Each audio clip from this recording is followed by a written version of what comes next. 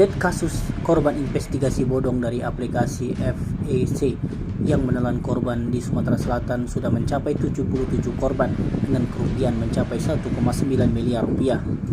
Update data tersebut berasal dari posko pengaduan yang akhirnya dibentuk Polda Sumsel khusus menangani kasus investasi bodong melalui aplikasi FEC.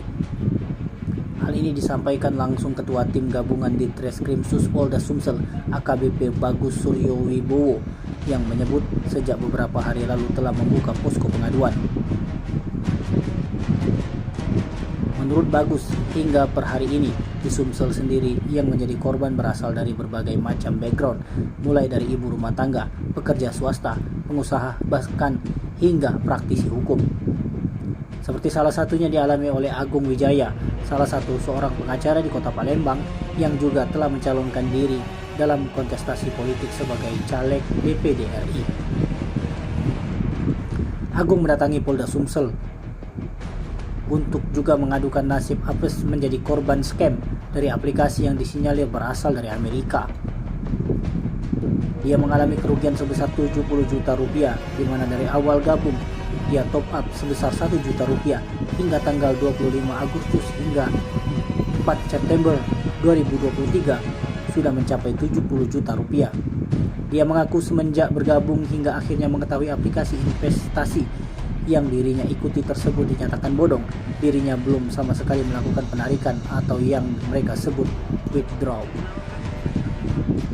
Agung mengaku awalnya tertarik ikut bergabung dalam aplikasi FEC lantaran keuntungan yang ditawarkan itu mendapatkan keuntungan hingga 3 kali lipat dalam waktu 1 minggu.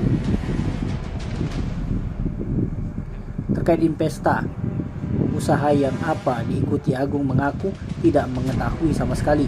Dirinya menjelaskan sebagai penanam modal hanya mengetahui FEC berasal dari Amerika dan pemiliknya disebut sebagai Mr. Mike. Terlepas dari itu, Agung juga membenarkan jika salah satu pejabat Pemprov Sumsel terlibat dalam aplikasi investasi bodong FEC. Pangkat sebagai mentor AC FEC Indonesia yang disandang oleh oknum pejabat Pemprov berinisial AS tersebut bisa dikatakan merupakan tingkatan tertinggi. Bahwa kita harus membayar pajak gitu kan. Nah, tetapi kita sebagai member tidak mau membayar pajak tersebut. Pajak apa ya? Katanya pajak untuk pendapatan toko gitu. Nah, jadi Berapa besar?